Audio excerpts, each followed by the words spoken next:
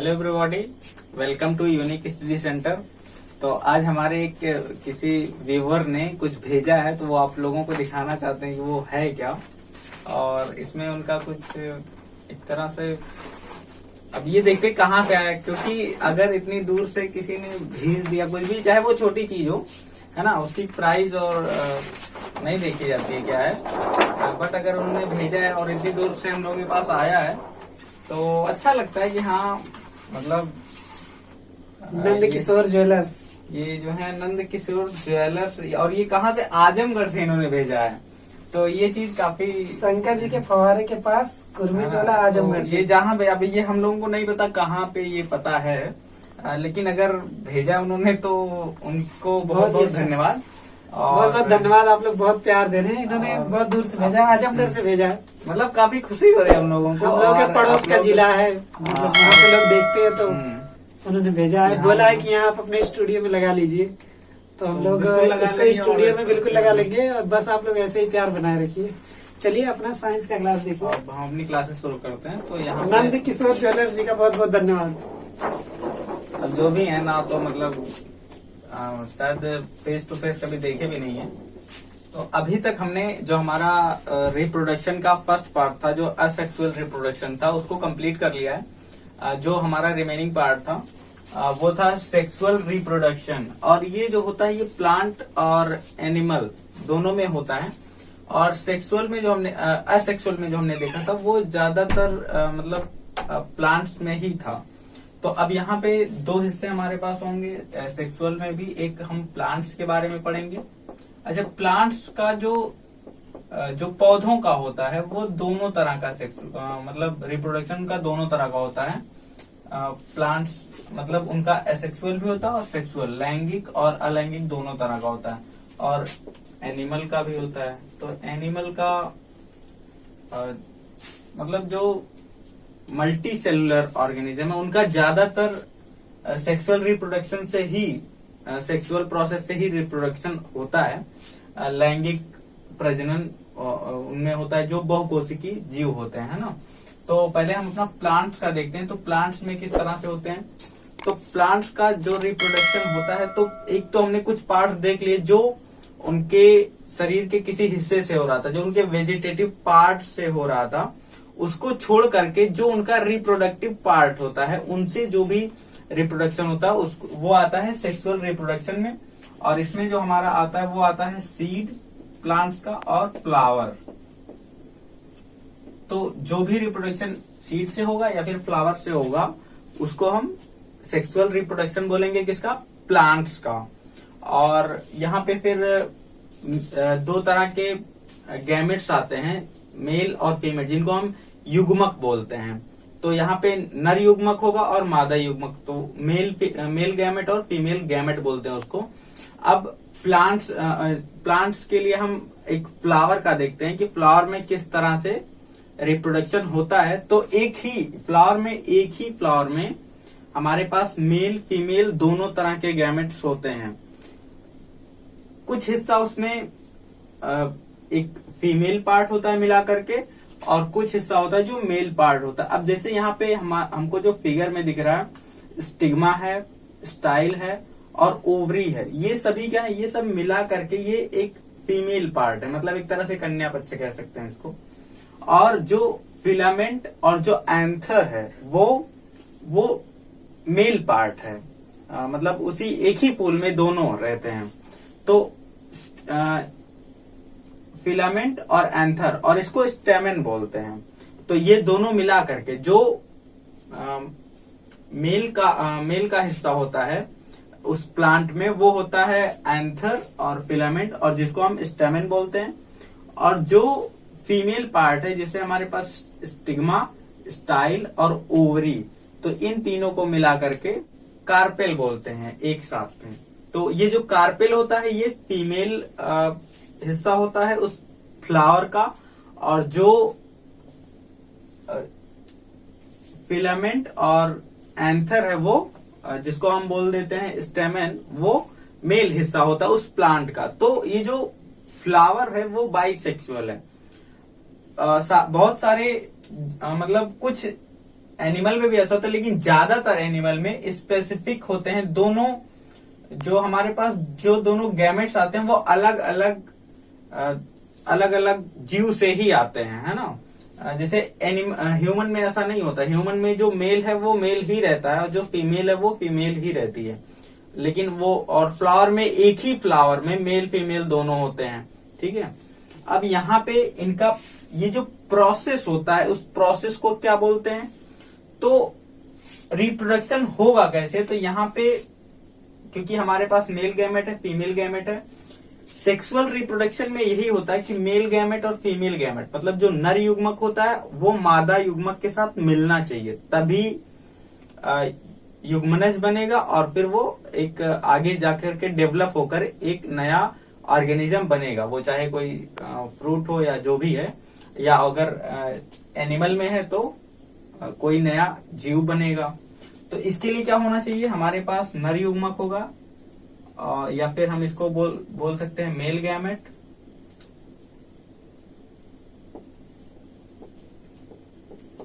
और फिर क्या रहेगा, फीमेल गैमेट रहेगा,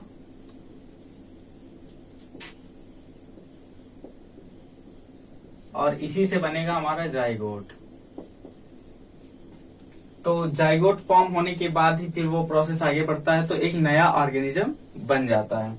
तो फ्लावर में क्या होगा, जो एंथर है, एंथर वो मेल पार्ट है, तो उसमें क्या होते हैं, छोटे छोटे दाने होते हैं, छोटे छोटे टुकड़े होते हैं जो मेल गैमेट्स होते हैं, जिनको हम एंथर के अंदर जिनको हम पॉलन ग्रेन बोलते हैं, या जिनको हम परागकण बोलते हैं, पॉलन ग्रेन को। और जो स्टिग्मा होता है, स्टिग्मा वो वहां पे पॉलन ग्रेन पहुंचना चाहिए, तो उस एंथर के अंदर जो परागकण है उसका, उस वर्तिकाग्र जिसको हम बोलते हैं ना, जो हिस्सा है बिल्कुल इस तरह से जो बना है,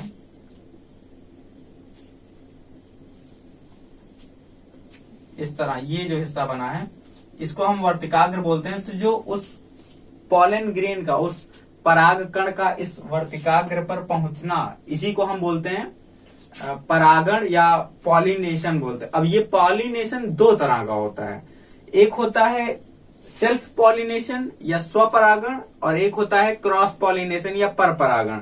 स्वपरागण क्या होता है, जब किसी एक ही फूल का जो पॉलन ग्रेन है या जो परागकण है वो उसी फूल के वर्तिकाग्र पर आता है, इसको हम बोलते हैं स्वपरागण। स्व का मतलब होता है अपना, खुद का।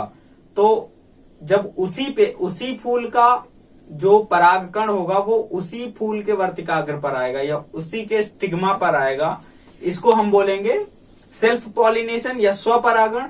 और जब इस फूल का, मतलब एक हमारे पास फूल है, उस फूल का एक कोई उसके बगल में दूसरा फूल है, उस फूल पर जब जाएगा, इस पहले वाले फूल का परागकण दूसरे वाले फूल के परागकण पर जाएगा, तो इसको हम बोलेंगे परपरागण या क्रॉस पॉलिनेशन।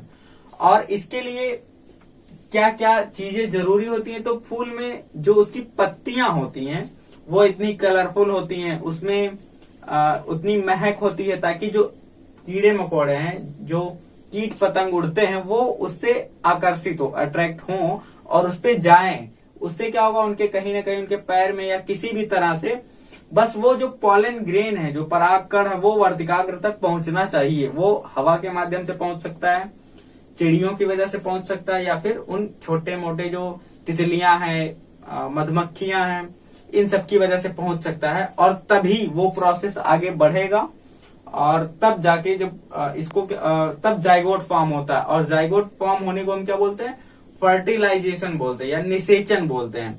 और निषेचन के बाद क्या होता है, पूरा एक यहाँ पे जो ओवरी होती है, इस मतलब इस फ्लावर की, ये डेवलप होता है, ये वाला हिस्सा पूरा डेवलप हो जाता है, ये हो जाता है फ्रूट बन जाता है, एक फल बन जाएगा। और इधर यहाँ पे ये वाला जो हिस्सा होगा ये सीड बन जाएगा। तो आगे डेवलप होने के बाद इस तरह से ये डेवलप हो जाते हैं। और ये होता है प्लांट्स का सेक्सुअल रिप्रोडक्शन। अब बचता है एनिमल का। तो एनिमल में हमको बस अभी ह्यूमन का ही पढ़ना है। तो ह्यूमन का रिप्रोडक्शन देखते हैं कैसे होता है। अब अगला हमारा आता है रिप्रोडक्शन इन ह्यूमन। तो हम यहाँ पे मानव का जनन या प्रजनन किस तरह से होता है उसके बारे में देखेंगे।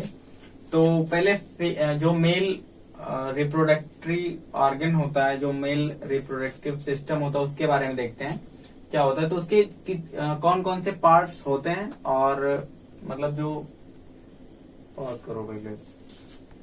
तो जो मेल का रिप्रोडक्टिव सिस्टम होता है, जो मानव में नर का जनन तंत्र होता है, उसके पार्ट्स हम देख लेते हैं कौन कौन से। तो जो फिगर में जैसा दिख रहा है, तो जो ये इधर वृषण, एक जो छोटी सी थैली होती है और उसके अंदर एक पेयर में एक जोड़ी वृषण होते हैं, जहां पे स्पर्म मतलब जो शुक्राणु बनते हैं वो स्पर्म, जिनको स्पर्म बोलते हैं, तो वो उसी वृषण में ही बनते हैं। और फिर उसके बाद वो जिस रास्ते से जाते हैं उसको बोलते हैं शुक्रवाहिनी या फिर वास डिफरेंस बोलते हैं। उससे वो फिर आगे बढ़ते हैं, और यहाँ पे जो प्रोस्टेट ग्लैंड दिख रही है या प्रोस्टेट ग्रंथि और शुक्राशय, वहां पे उनको एक फ्लूइड मिल जाता है। वो क्या करता है, उस फ्लूइड का काम होता है उस स्पर्म को या जो वो शुक्राणु था उसको एक तरह से पोषण देना और आगे बढ़ने के लिए उसको एक माध्यम प्रदान करना, ताकि वो उस आगे बढ़ सके।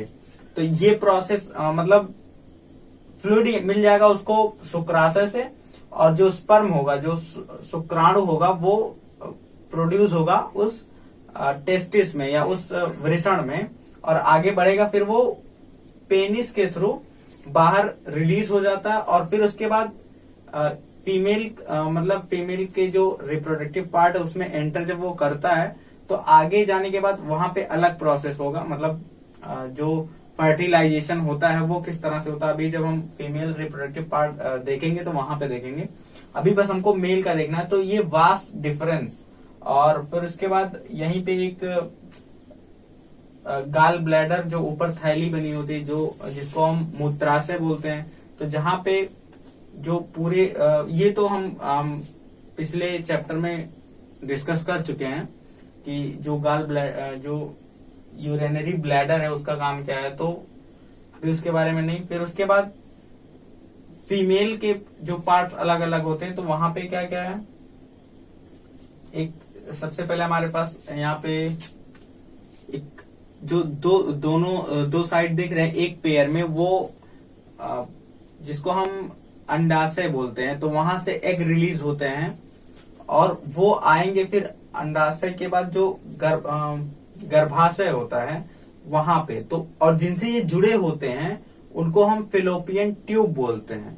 उन फिलोपियन ट्यूब से एग रिलीज होगा, एक बार उस वाले अंडाशय से, एक बार इस तरफ वाले अंडाशय से, और अल्टरनेट ये रिलीज होते रहते हैं। और फिर कहाँ पे आते हैं, वहां से जैसे रिलीज होगा, अब जो स्पर्म बना था, इस जो मेल का स्पर्म जो बनता है, मतलब जो नर का जो शुक्राणु होता है, नर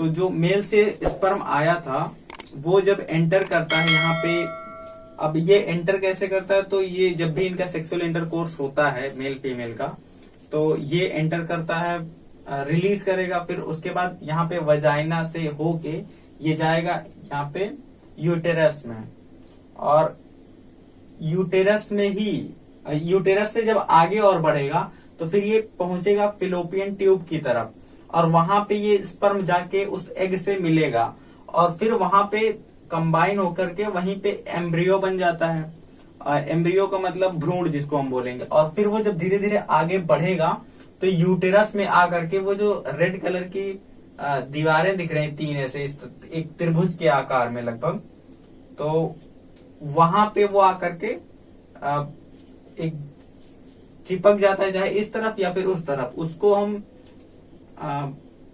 ताकि जो न्यूट्रिशन मिले बच्चे को, वो जो एम्ब्रियो होगा धीरे धीरे वो डेवलप भी होता रहेगा, तो उसी से उसको न्यूट्रिशन मिलता है। और ये बहुत ढेर सारी रक्त कोशिकाएं होती हैं, पतली पतली रक्त केशिकाएं होती हैं, पतली पतली नली होती है ब्लड की, जिससे उस जो भ्रूण होता है उसको पोषण मिलता है, और वहीं से वो एक्सक्रीट भी कर देता है, मतलब उत्सर्जन भी वहीं से करता है। तो इस तरह से वो धीरे धीरे जो छोटा बच्चा होता है वो डेवलप होता जाता है। और ये एक प्रोसेस होता है, लगभग 9 मंथ के आसपास इसमें टाइम लगता है, और फिर वो बेबी डेवलप होकर के और फिर उसके बाद एक न्यू बेबी का वो बर्थ होता है। लेकिन अगर यहीं पे स्पर्म नहीं पहुंचा होता है तब क्या होगा? तो उस कंडीशन में अब क्योंकि जब ये जो पूरी अरेंजमेंट बनाई गई, ये उस स्पर्म को या जो वो एग वहां से रिलीज हुआ था, जो जाइगोट बना था, उसके प्रोटेक्शन के लिए, उसको न्यूट्रिशन देने के लिए बनाया गया था। अब यहाँ पे अगर स्पर्म नहीं पहुंचा है तो एग का भी कोई काम नहीं है। और ये जो पूरा जो सिस्टम बना है पूरा, मतलब ब्लड वेसल्स और एक तरह से हर तरफ से उसको घेर दिया जाता है ताकि उसको कोई नुकसान ना हो और हर तरफ से न्यूट्रिशन मिलता रहे, तो इसका भी कोई काम नहीं होगा। तो ये क्या होगा, धीरे धीरे बाहर आ जाएगा वेजाइना के पाथ से, वहां से बाहर आ जाता है। इसको हम बोलते हैं मेंस्ट्रुअल साइकिल। तो वो एक मतलब ब्लड के साथ में और कुछ सब्सटेंसेस और एक्स्ट्रा होंगे, वो एग भी वो सारे बाहर आ जाते हैं। इसी को हम बोलते हैं मेंस्ट्रुअल साइकिल, जो कि जिसका time period near about 28 days होता है। और फिर ये अब उसके बाद फिर यहाँ पे आता है हमारा, ये प्रोसेस होता है ह्यूमन में रिप्रोडक्शन का। अब अभी तक तो हमने देखा कि जो नया बेबी है, जो न्यू बेबी है, वो मतलब उसका बर्थ कैसे होता है ना, किस तरह से नया एक बच्चा जन्म लेता है। लेकिन अगर इस चीज को हमको रोकना है तब उसके लिए हम क्या करेंगे? तो इसके लिए कुछ मेथड्स होते हैं जिसको बोलते हैं मेथड्स ऑफ कंट्रासेप्शन। तो मतलब कि एक तरह से बच्चों को पैदा होने से ये रोक देता है। तो कुछ तरीके होते हैं इसको, है ना, मतलब अनवांटेड प्रेगनेंसी से बचा देता है ये, जो अनचाहा गर्भधारण, मतलब इससे गर्भधारण नहीं होता है। तो इसमें कौन कौन से तरीके होते हैं? एक होता है कि फिजिकल बैरियर आप बना सकते हैं, है ना, तो यहाँ पे मेल और फीमेल कंडोम्स आते हैं, उसका यूज कर सकते हैं। और एक और तरीका हो सकता है केमिकल मेथड। इसमें क्या कर सकते हैं कि पिल्स, कुछ दवाएं आती हैं मार्केट में ऐसी, हालांकि ये कोई बहुत सही नहीं है, इसके साइड इफेक्ट भी हो सकते हैं। तो और हो सकते हैं क्या, मतलब लॉन्ग टर्म में तो हो ही जाते हैं लगभग। तो ये कोई बहुत बेहतर तरीका नहीं है, लेकिन है, मतलब लोग यूज करते हैं इसका भी, है ना। पिल्स मतलब ये दवाई खा लेते हैं और ये फीमेल की बॉडी में ऐसे चेंजेस लाती हैं कि वो जो एग है वो रिलीज नहीं होता है, या फिर किसी न किसी तरह से फर्टिलाइजेशन नहीं हो पाएगा, वो चाहे एग ना रिलीज हो या जो भी उसका अपना प्रोसेस होता हो। और फिर उसके बाद एक कॉपर टी होता है। तो कॉपर टी फीमेल के अंदर उसके रिप्रोडक्टिव पार्ट में लगा दिया जाता है, जिससे कि जो मेल का स्पर्म होता है वो और जो एग होता है उन दोनों को कांटेक्ट नहीं हो पाता है। और जब कांटेक्ट नहीं होगा तो फर्टिलाइजेशन नहीं होगा, तो कोई चांस नहीं रहता है फर्टिलाइजेशन का, और फिर न्यू बेबी का भी कोई चांस नहीं है।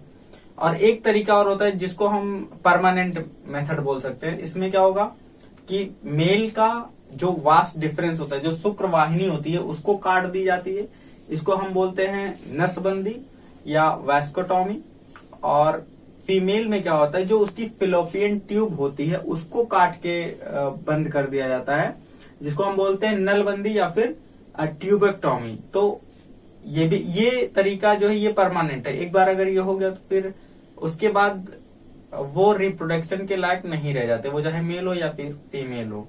तो ये सारे तरीके होते हैं मेल और फीमेल का मतलब कॉन्ट्रासेप्शन के, कि जो अनवांटेड प्रेगनेंसी उससे बचने के लिए। तो ये आपका चैप्टर था, हाउ डू ऑर्गेनिज्म रिप्रोड्यूस, जीव जनन कैसे करते हैं। इसमें से जो इस चैप्टर का फर्स्ट, क्योंकि 10th के लिए तो इसमें से कुछ MCQ ही आ सकते हैं, बाकी जो आपका फर्स्ट पार्ट है उसमें से भी क्वेश्चन आते हैं, है ना। तो आप यहाँ से ये क्लियर कीजिए। और ये आपका चैप्टर कंप्लीट होता है यहाँ पे।